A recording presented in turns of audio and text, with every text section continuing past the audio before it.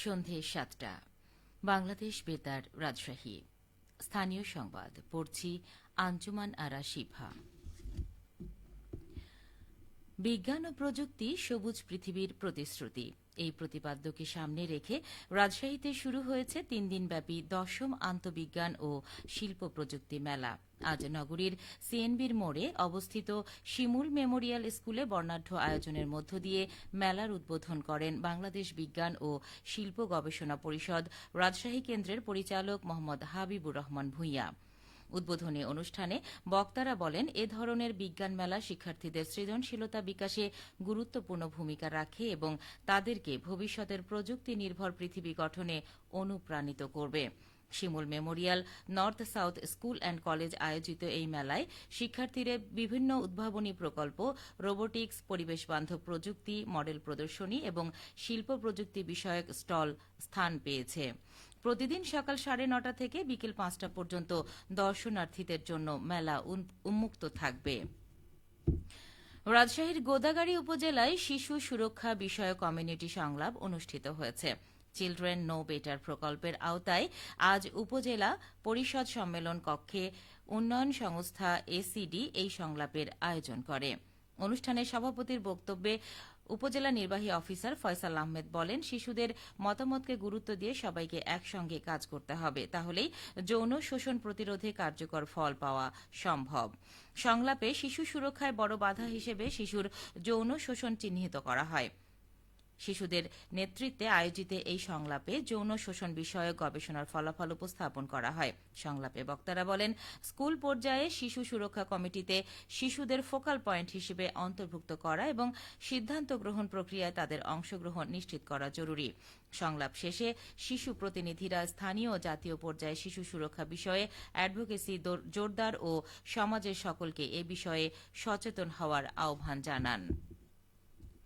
রাজশাহীতে বাংলাদেশ কলেজ শিক্ষক সমিতির মোহনপুর উপজেলা শাখার সম্মেলন অনুষ্ঠিত হয়েছে। আজ দুপুরে মোহনপুর উপজেলা অডিটোরিয়ামে এই সম্মেলন অনুষ্ঠিত হয়। সম্মেলনের প্রধান অতিথি ছিলেন বিএনপির জাতীয় নির্বাহী কমিটির ত্রাণ ও পুনর্বাসন বিষয়ক সহ সম্পাদক অ্যাডভোকেট শফিকুল হক মিলন।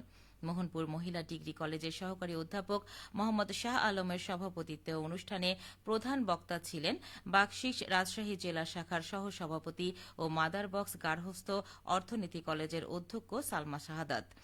সম্মেলন শেষে নতুন কমিটি গঠন ও আগামী দিনের পরিকল্পনা নিয়ে বিস্তারিত আলোচনা করা হয়।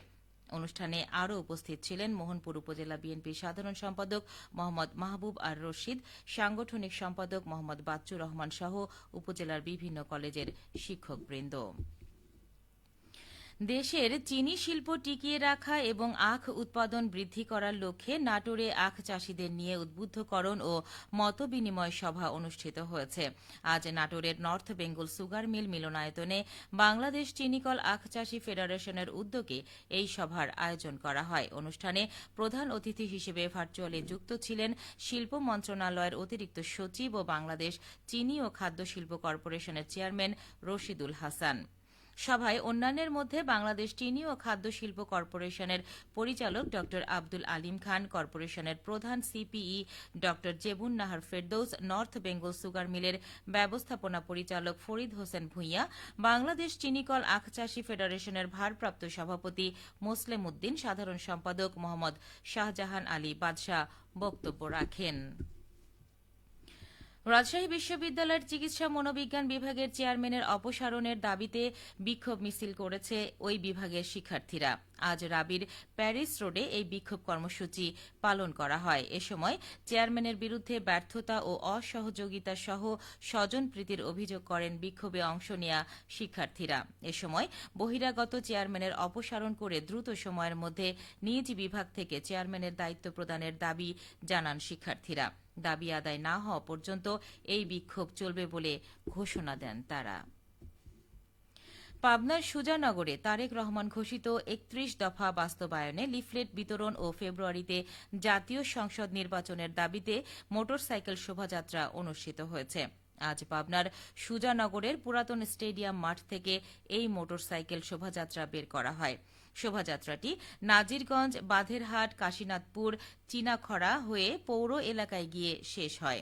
এতে নেতৃত্ব দেন জেলা বিএনপির সাবেক যুগ্ম সম্পাদক ও পাবনা ২ আসনে বিএনপির মনোনয়ন প্রত্যাশী আব্দুল হালিম সাজ্জাদ। এ সময় স্থানীয় বিএনপির নেতৃবৃন্দ উপস্থিত ছিলেন। সবশেষে আবহাওয়া। আজ রাজশাহীতে সর্বোচ্চ তাপমাত্রা ছিল ৩৩.৭ ডিগ্রি এবং সর্বনিম্ন ২১.৯ ডিগ্রি সেলসিয়াস। সন্ধে ৬টায় বাতাসে আপেক্ষিক আর্দ্রতার পরিমাণ ছিল ৭৪%। রাজশাহী ও পার্শ্ববর্তী এলাকায় আগামীকাল সূর্যোদয় ভোর ৬টা ৭ মিনিটে। সংবাদ শেষ হল। আমাদের পরবর্তী স্থানীয় সংবাদ প্রচারিত হবে আগামীকাল সকাল ৮টা ১০ মিনিটে।